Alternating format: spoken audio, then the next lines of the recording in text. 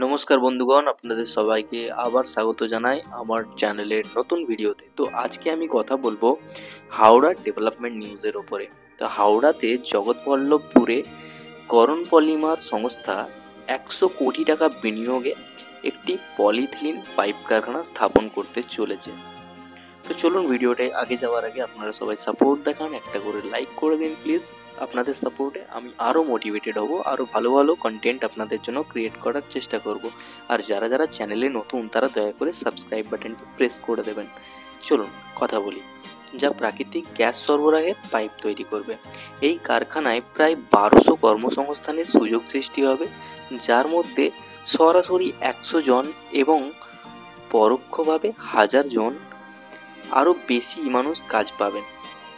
সংস্থার চেয়ারম্যান ও managing director Shyamlal Agarwal জানিয়েছেন, পণ্যের মান অনুমোদনের জন্য ইতিমধ্যে ব্যুরো অফ ইন্ডিয়ান স্ট্যান্ডার্ডস বা BIS এর কাছে নমুনা পাঠানো হয়েছে।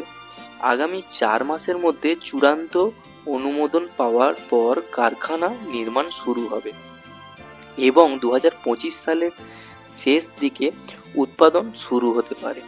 এই কারখানা থেকে উৎপাদিত পাইপগুলি পাইপ ন্যাচারাল গ্যাস PNG এবং কম্প্রেসড ন্যাচারাল গ্যাস CNG সরবরাহের ব্যবহার করা হবে, যা গৃহস্থলীর রান্নাঘর, হোটেল, রেস্তোরাঁ, উৎপাদন ক্ষেত্র এবং যানবাহনের জ্বালানি হিসেবে ব্যবহৃত হবে। এই সাধারণ মানুষের জন্য সাশ্রয়ী ও নিরাপদ জ্বালানি সরবরাহ নিশ্চিত করবে। এই প্রকল্পের মাধ্যমে হাওড়া জেলায় শিল্পায়ন ও কর্মসংস্থানের সুযোগ বৃদ্ধি পাবে, যা স্থানীয় অর্থনীতিতে ইতিবাচক প্রভাব ফেলতে চলেছে।